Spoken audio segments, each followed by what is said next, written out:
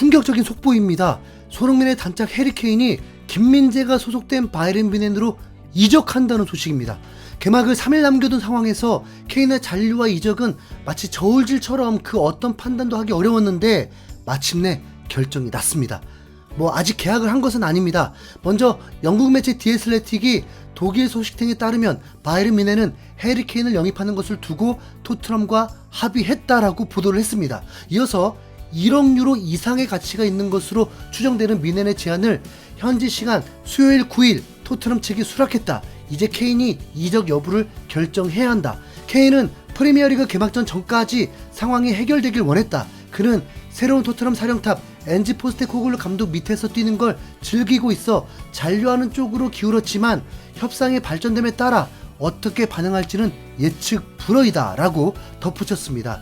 이전으로 돌아가 보면 케인은 오케이를 했던 상황이었는데 레비 회장이 수락을 안 했던 것이고 이제는 토트넘이 케인을 보내는 것을 결정을 했고 케인의 답변만 남았다는 것입니다. 결국 레비가 승자가 되는 형국인데 이 계약은 4차 협상까지 치러지면서 거의 70여일의 대장정이었습니다. 처음엔 6천만 파운드로 시작했는데 독일 빌드조차 비판했던 1억 유로를 뮌헨은 지불한다는 것입니다. 그리고 이상이라고 했기 때문에 마의 1억 파운드도 불가능한 건 아닙니다. 이미 올 시즌에 1억 유로 이상을 지불하면서 이적한 선수가 있습니다. 데클란 라이스와 벨링엄입니다. 그런데 이들은 24살, 21살 선수들입니다. 그래서 좋은 실력을 가지고 있으면서도 쌩쌩하고 나중에 다시 이적시켜도 그만큼의 이적료를 받아낼 수도 있습니다. 그러니까 1억 유로에 영입해도 실력이 더 오르거나 최고 레벨일 경우에 몇 년 뒤 다른 곳에 이적시킬 때 그에 못지않은 금액을 수령하기 때문에 그냥 보증금과 같은 격입니다. 하지만 해리케인은 다릅니다. 93년생, 이제 나이가 꽉 찬 30살입니다. 뮌헨과 4년 계약을 하면 34살로 전성기는 끝이 납니다. 그럼 그때 프리미어리그로 돌아와도 그의 이적료는 대폭 떨어질 수밖에 없습니다. 슈퍼스타인 호날두조차도 유벤투스에서 맨유로 이적할 때 이적료는 2,300만 유로밖에 나오지 않았습니다. 그런데도 뮌헨이 케인에게 올인을 해버리는 이유는 케인을 데려와서 결국 레반도프스키가 있었을 때처럼 최고팀이 되어서 챔스 우승도 하겠다는 것입니다. 아마 근데 딱 한 번이었죠. 네.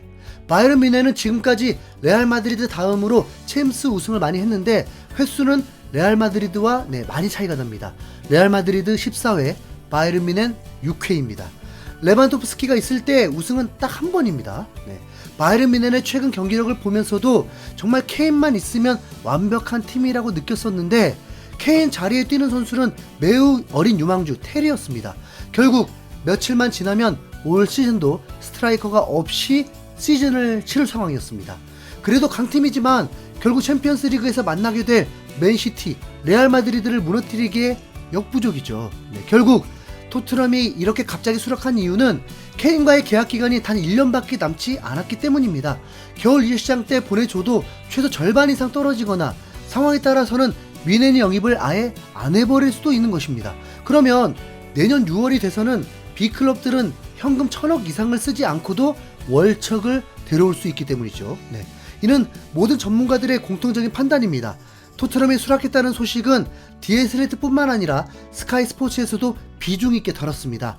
헤드라인에서도 뮌헨이 토트넘과 계약을 맺었다고 했고 해리케인은 435경기 출전에 280골을 넣은 토트넘의 역대 최다 득점자입니다. 토트넘 아카데미 졸업생이 바이에른 뮌헨에 입단하기 위해 클럽을 떠날 예정입니다. 그리고 이미 전해드렸던 것처럼 케인은 개막전 전에 이적이 정리되길 바랬다는 것도 재차 강조했습니다. 바이에른 뮌헨은 이미 리그 우승을 밥 먹듯이 하는 분데스리가 최강팀이고 지난 시즌에도 스트라이커 없이 96득점을 했다는 것을 조명하면서도 결국 챔피언스리그 우승을 위해 케인이 필요하다고 분석했습니다. 이 소식이 전해지고 토트넘 현지 팬들은 충격을 받았습니다. 우린 이제 끝났다. 새 감독과 시즌 시작하기 72시간 전 맙소사. 너무 속상하다. 그 돈으로 이제 토트넘을 재건하자. 절망스러워. 이제 우리 스트라이커는 지난 시즌 한 골 넣은 히샬리송과 아르헨티나 출신 19살 선수뿐이야. 그래, 난 예상했어. 그냥 조용했을 뿐이지. 정말 멍청해. 그럴 거면 왜 개막 3일 전이야? 강등당하라고? 레비는 해리케인 같은 선수를 결코 데려오지 않아. 그냥 히샬리송으로 가는 게 나아. 난 이 소식에 매우 분노하고 있어. 팬들을 우롱하는 짓이야. 목요일 종호에 이렇게 내 심장을 찔러? 아직 우리에겐 희망이 있어. 케인이 수락하지 않았잖아. 이 기가 막힌 소식이 내 하루를 망쳐버렸어. 잘가. 네가 돌아올 때는 우린 2부 리그에 있을 거야. 잉글랜드 역사상 최고 선수가 리그 2위 챔피언스 리그 준우승이라면 그게 맞지. 이렇게 일을 하는 레비가 정말 싫어. 나는 케인의 실수라고 봐. 윈해는 우승은 그리 대단하지 않아. 차라리 시어러 기록을 넘는 게 더 현명하다고. 레비가 케인을 버린 거야? 케인이 레비를 버린 거야?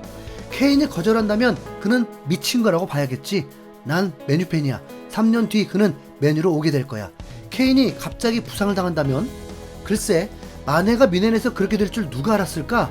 케인, 너의 미래를 응원할게. 이 소식을 가장 좋아할 선수는 단연코 히샬리송 등등 수천 개의 댓글이 쏟아지고 있습니다. 이 영상을 제작하는 동안에 어쩌면 케인의 최종 수락까지 나오면서 케인이 바로 미넨으로 날아갈 수도 있습니다. 그게 중요한 이유는 런던에서 미넨까지는 비행기로 2시간 거리인데 당장 3일 후에 슈퍼컵이 기다리고 있기 때문에 이틀이라도 훈련하고 출전을 해야죠. 네. 와, 미친 거죠. 그러면 케인은 이적 이틀 만에 트로피를 들어올리는 놀라운 성과를 이뤄내게 됩니다. 네. 왜냐하면 케인이 이적하고 싶은 이유는 단 하나, 우승 트로피를 들고 싶은 거니까요. 네. 정말 기가 막힌 타이밍 아닌가요? 네. 윈은 전 세계로 데리고 오면 순식간에 결정이 될 상황입니다. 자, 그럼 이제 케인의 소식은 김민재 소식을 전할 때 함께 근황을 전한다 하고, 이제 토트넘은 손흥민은 어떻게 되는 걸까요? 네. 개인적으로는 전혀 문제가 없다고 봅니다. 많은 이들은 케인이 그 많은 득점을 하고 대활약을 했기 때문에 지금의 토트넘이 있는 건데, 그가 떠나면 토트넘은 더 추락할 것이라고 보고 있습니다. 하지만 케인이 빠진다고 해서 10명이 뛰는 게 아니라는 거죠.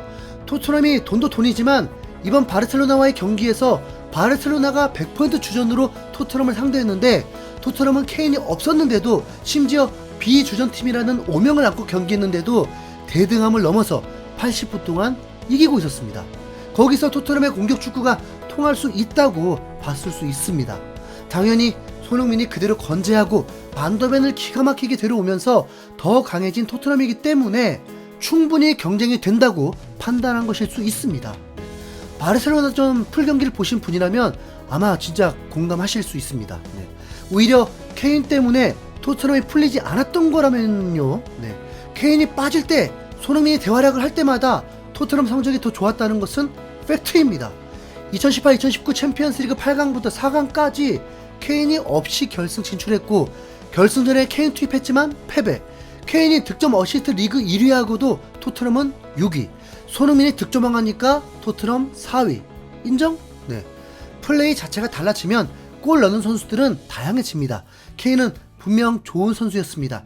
그의 구설수는 골프가 다입니다. 성실하고 모범적이었으며 손흥민이 존경할 정도의 선수입니다. 이제 그곳에서 들어올릴 거 많이 들어올리고, 이제 손흥민이 있으니까 편히 떠나세요. 네.